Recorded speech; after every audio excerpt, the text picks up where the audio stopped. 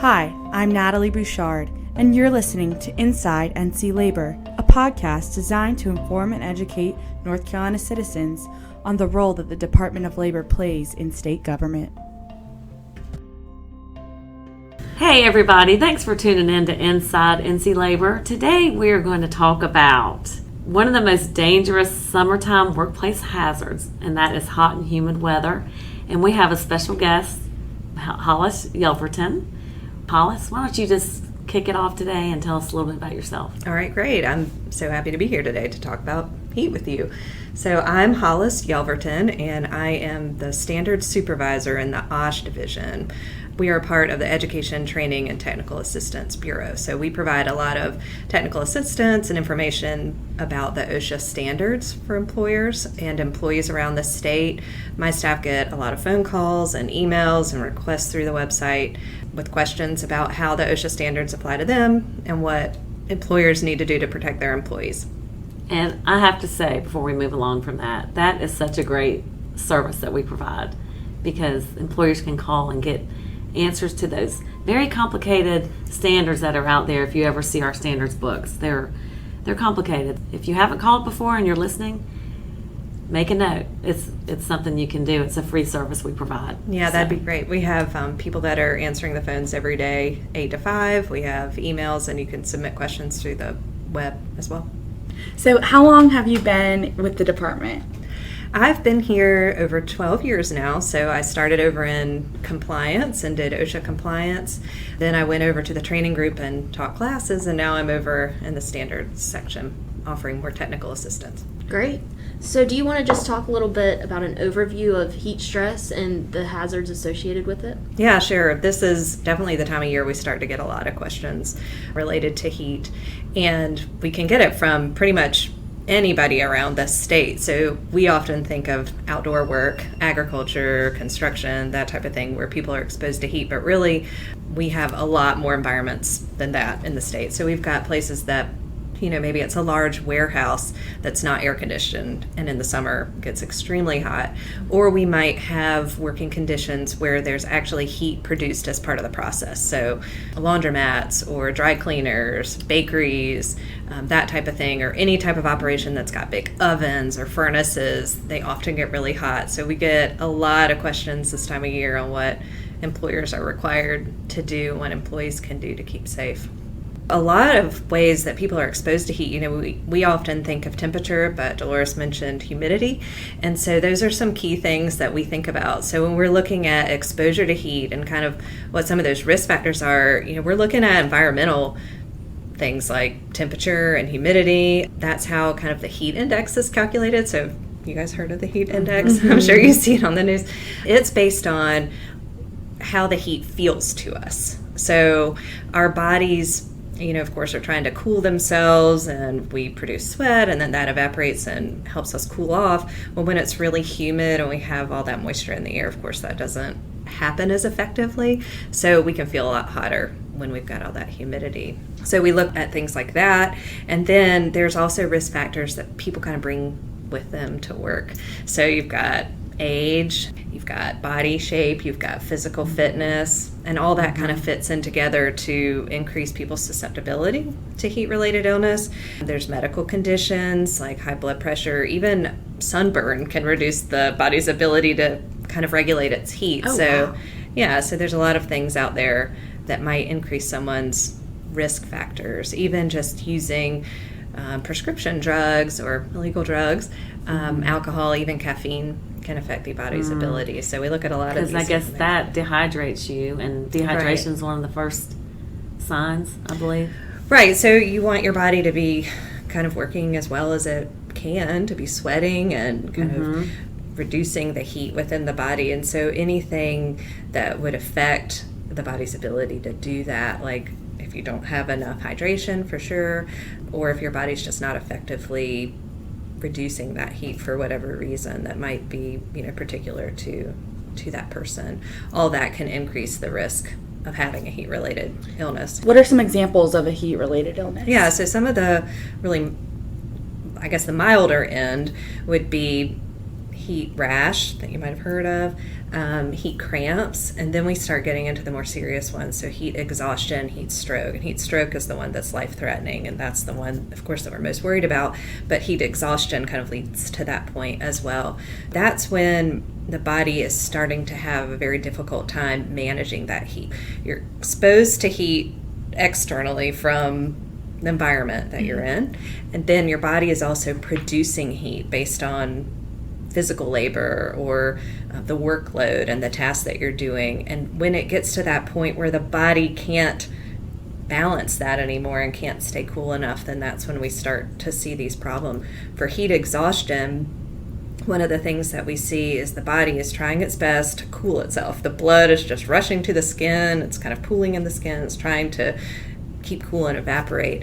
And all that blood is coming away from the brain. So then you might start to experience some of these things like feeling faint or dizzy. People feel nauseous. They have headaches, that type of thing. They're very tired. That would kind of be the signs of heat exhaustion. And then if that's not taken care of, then the body just starts to shut down and it can't reduce that heat anymore. That's when we start to get into heat stroke. And the symptoms of that are hot, dry skin. So you imagine the body has stopped sweating at that point, and it gets really dangerous. And that's when you have to get immediate medical help. So it would make sense, like in the heat of the day, to not do the heaviest work, right? Maybe. Right. Like, so plan your days. Can you share some of those things? Yeah, sure. So looking at the work schedule.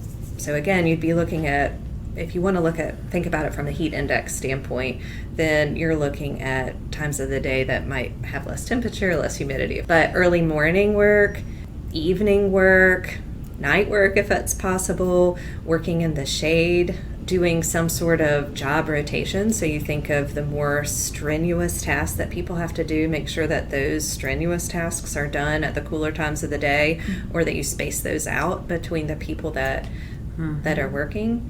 And one thing that's really important to think about, and this is one of the factors that affects people individually, and that's how used to the heat that they are. We call it acclimatized, so how acclimated to the heat that they are. And what we see is that many times the people who are getting this heat-related illness are really new to the job, or they've been on a break for a while and then they come back to the job. California OSHA, Cal OSHA did a study about 10 years ago. They looked at 25 workers, and half of those workers were on their first day of the job. And then 80% of those workers, it was just within their first 4 days of the job. Bringing workers up to speed to be able to handle that physical load and be in the heat is important. And adjusting to the humidity, because it can be so humid. Right, absolutely.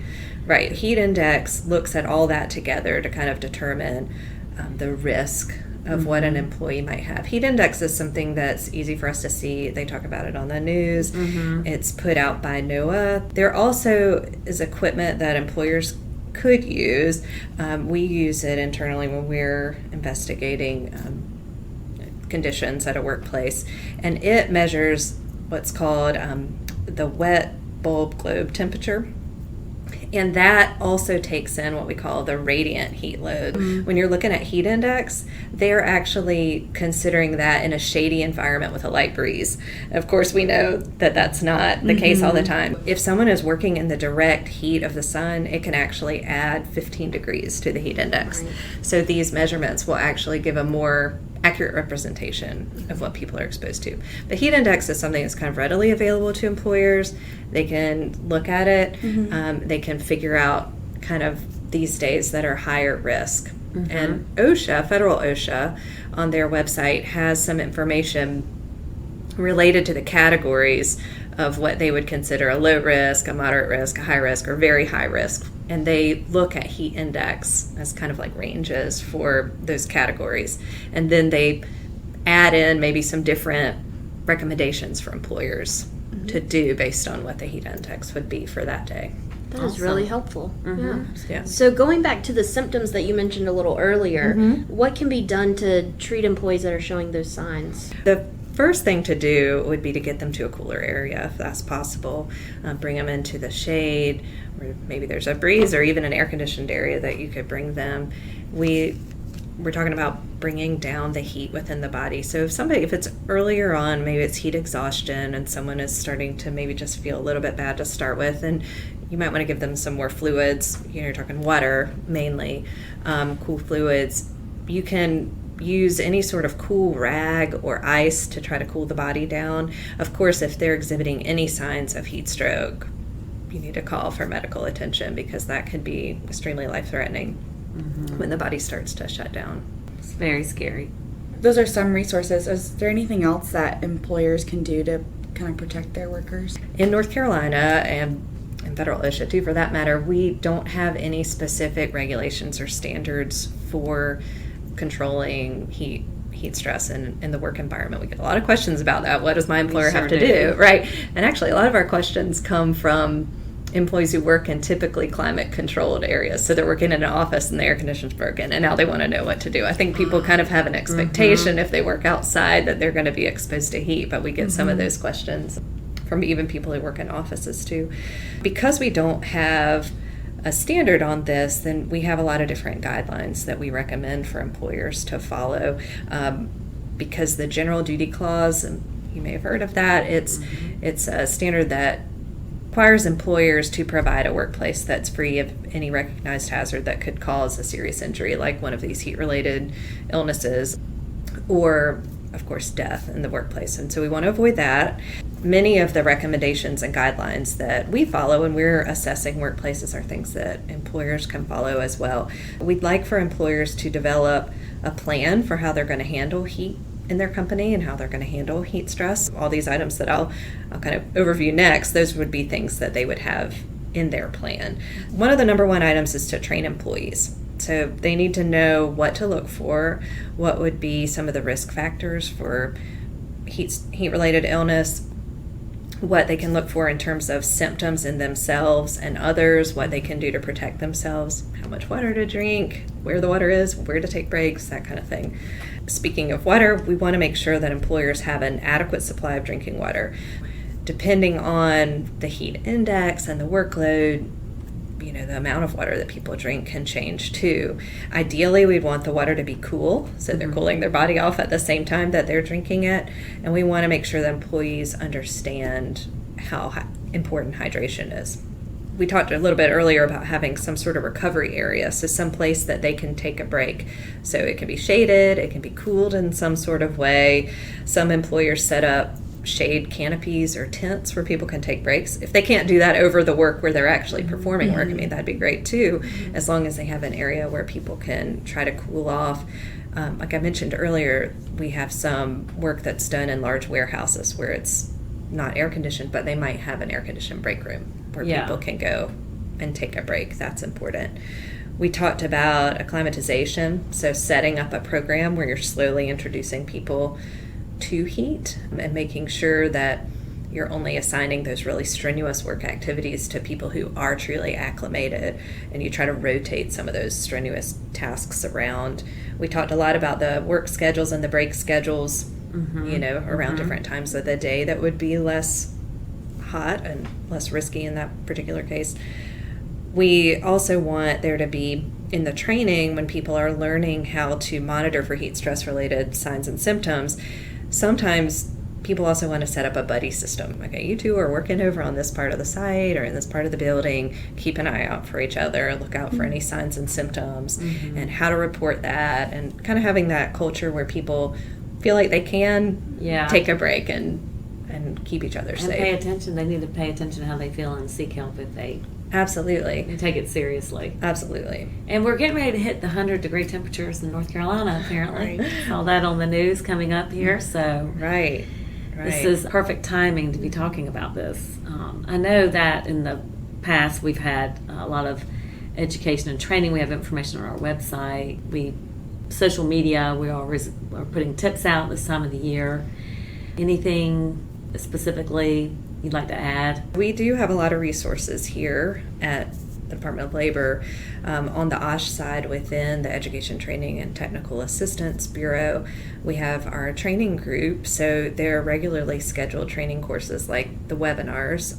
We have webinars on heat stress a lot through this time of year, and by checking on the website, on the online calendar, people can see when those courses are scheduled. Our trainers will also come out and provide training to employers. If an employer is interested in having a trainer come out and do an overview of heat stress and things that they can do to protect themselves and their staff, or teach the staff the signs and symptoms to look for, they can just fill out what we call our outreach request form online, and they could request training.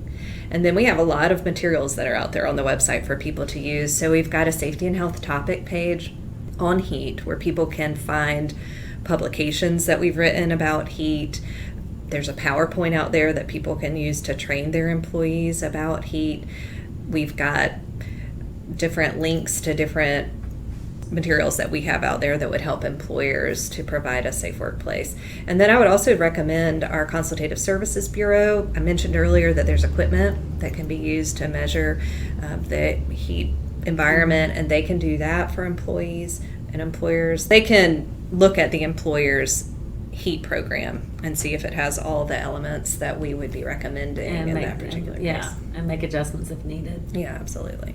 One other resource that's helpful is federal OSHA's website, www.osha.gov, and through their website there are lots of different resources. And one of the ones that they mention on their website is an app for smartphones that's related to heat safety, and it covers a lot of what we covered today. When you plug in the location where you are, it will calculate the heat index based on the temperature and humidity. It goes into the signs and symptoms of different heat-related illnesses. It goes into some of the treatment techniques for those.